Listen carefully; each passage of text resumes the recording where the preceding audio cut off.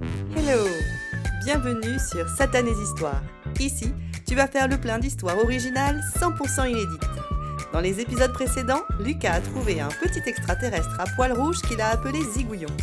Découvre une nouvelle aventure maintenant. Bonne écoute! Dans un laboratoire ultra secret, caché quelque part sous une montagne, une équipe de scientifiques était en pleine effervescence.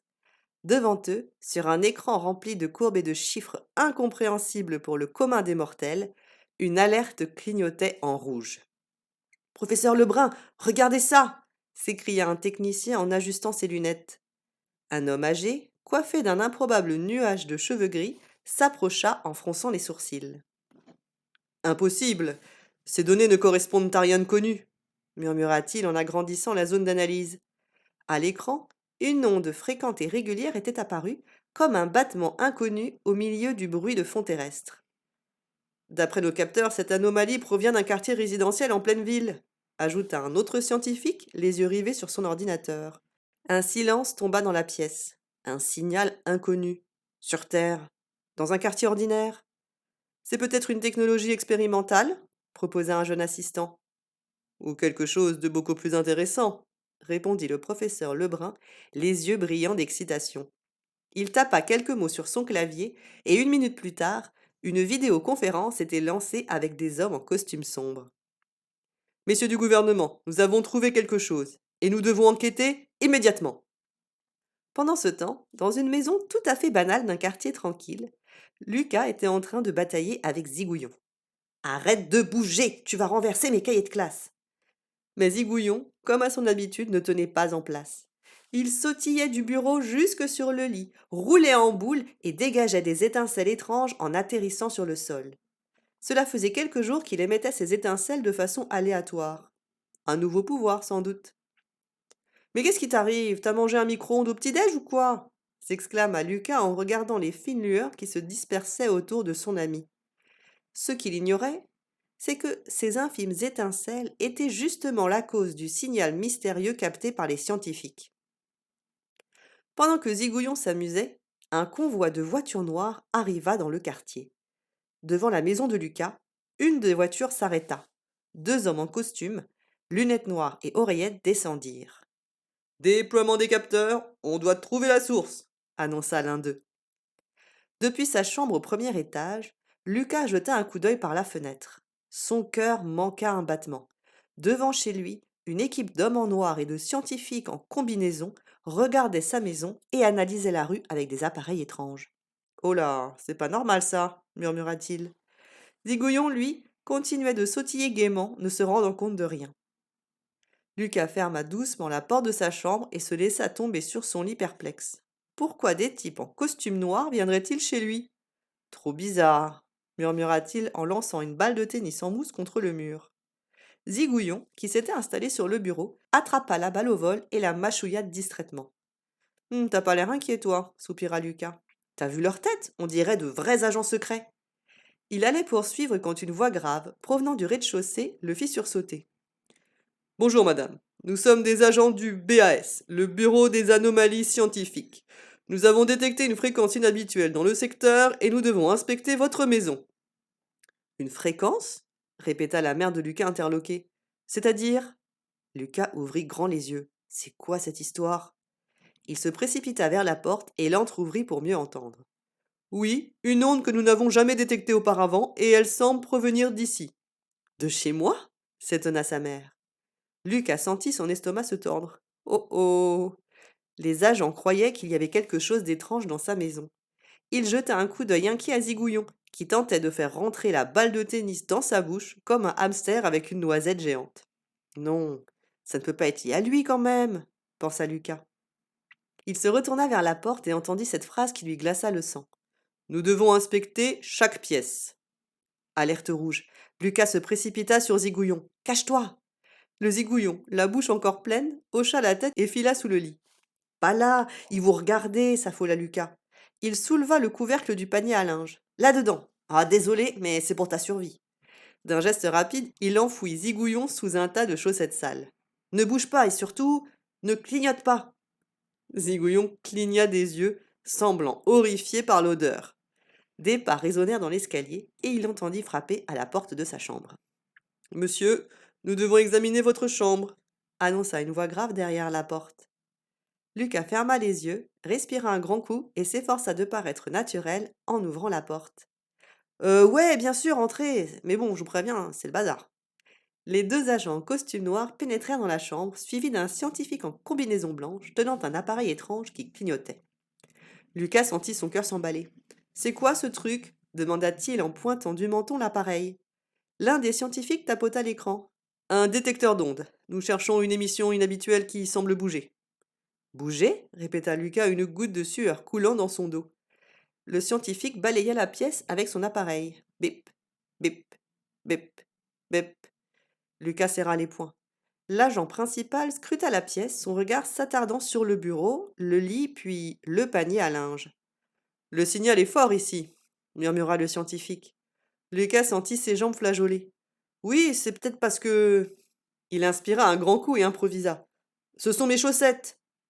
Les agents le fixèrent interloqués. Elles ont une odeur ultra puissante. Elles émettent des ondes de puanteur. Silence. L'un des agents recula légèrement. L'autre fronça les sourcils et tapota son appareil. La fréquence s'est affaiblie. Lucas jeta un regard inquiet vers le panier à linge. Zigouillon devait essayer d'arrêter d'émettre. Je vous l'ai dit, mes chaussettes sont radioactives. Les scientifiques échangèrent un regard hésitant. Puis l'un d'eux haussa les épaules. Il n'y a plus de signal, ça doit être une erreur. Continuons l'examen ailleurs. Ils sortirent de la chambre.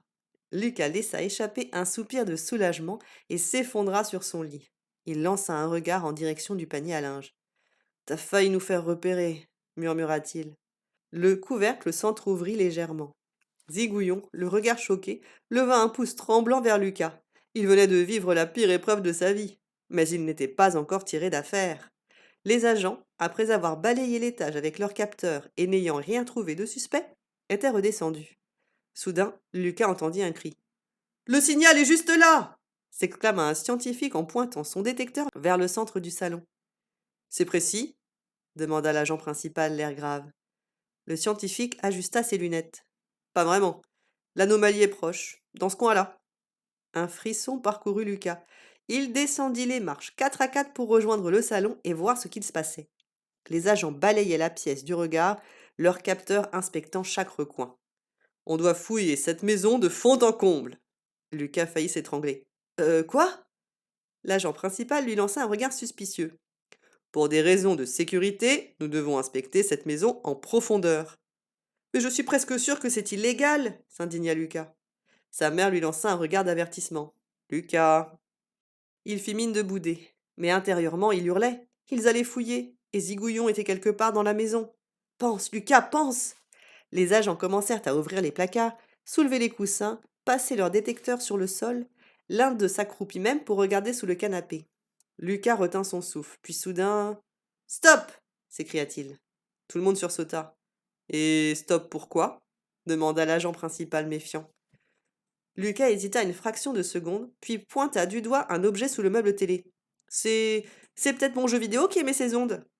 Silence. Le scientifique s'approcha prudemment de la table et fixa la boîte de jeu. Galactic Wars, l'attaque des Orbons lut-il à haute voix. Ouais, c'est un jeu hyper high-tech avec des ondes ultrasoniques et tout et tout. Le scientifique fronça les sourcils et scanna la boîte avec son appareil. Non, aucune émission d'ondes. Lucas tenta autre chose. Peut-être que c'est le micro-ondes? Et pourquoi le micro-ondes? Bah parce qu'il émet des ondes, c'est littéralement dans son nom. Les agents échangèrent un regard sceptique. Le scientifique leva son appareil vers le micro-ondes. Bip! Aucune anomalie.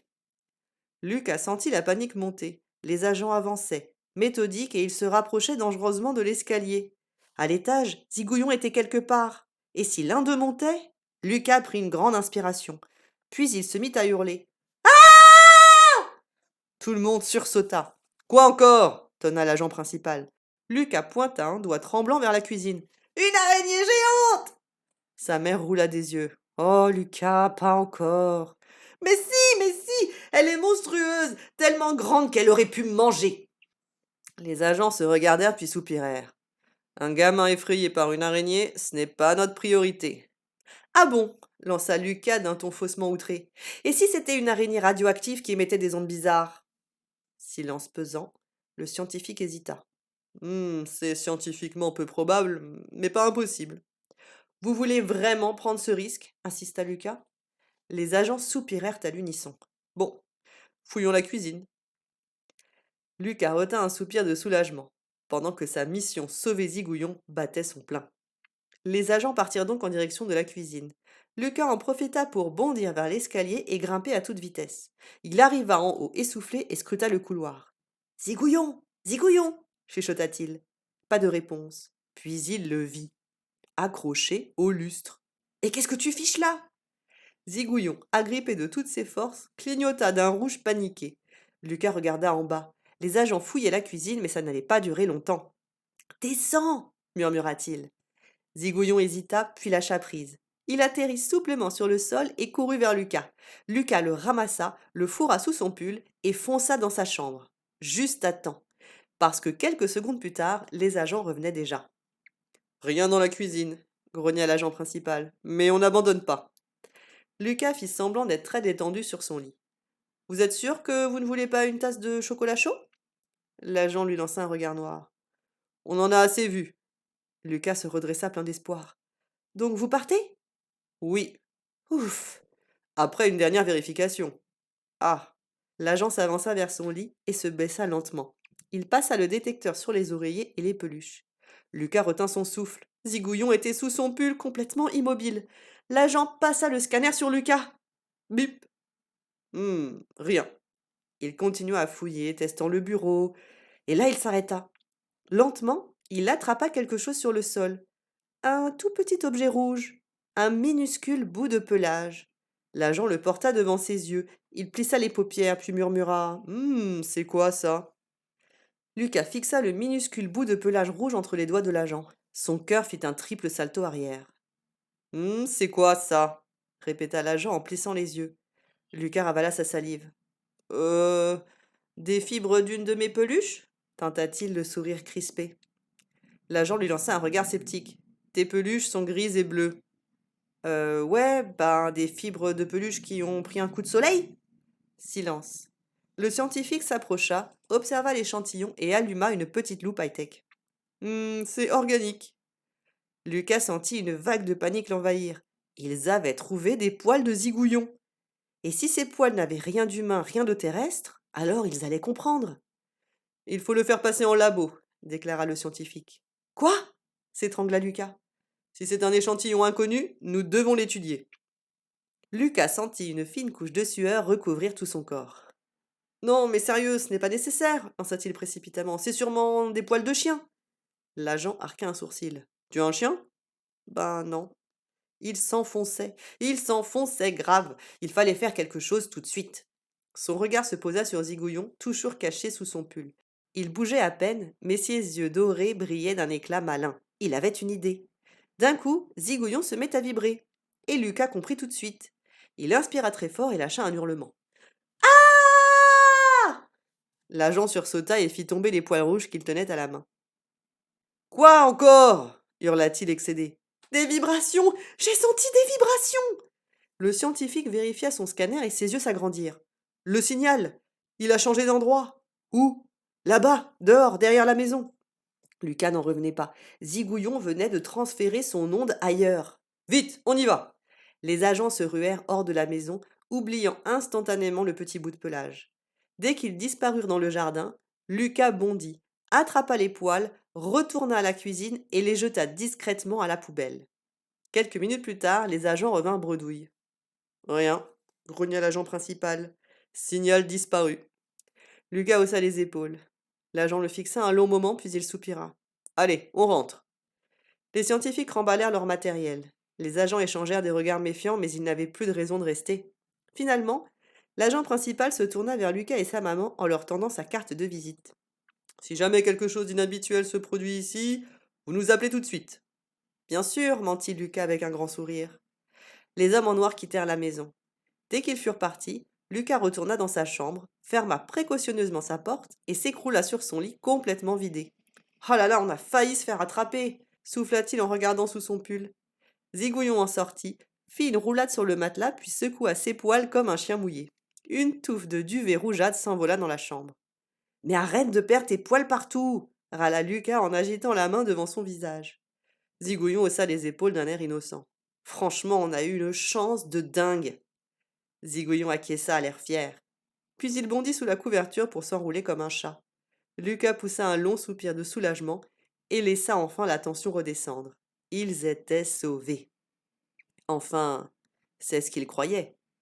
Car, quelques kilomètres plus loin, à l'intérieur d'un laboratoire ultra sécurisé, un scientifique en blouse blanche tenait une petite fiole contenant une minuscule touffe de poils rougeâtres. « Vous êtes sûr que ça ne vient pas d'un animal connu ?» demanda un homme en costume sombre, les bras croisés. « Affirmatif, nous avons analysé sa structure et ses poils ne ressemblent à rien que nous connaissions. » Un silence lourd tomba sur la pièce. Puis l'agent en noir esquissa un sourire en coin. « Alors ça veut dire qu'on tient enfin une preuve. » Dans le laboratoire, les machines se mirent à biper. L'analyse venait tout juste de commencer. Cela t'a plu ? Demande à tes parents de s'abonner à ce podcast pour être informé de l'arrivée de nouveaux épisodes et à écrire ce que tu en as pensé en commentaire pour que je puisse te répondre. Merci pour ton écoute et à très bientôt pour de nouvelles aventures.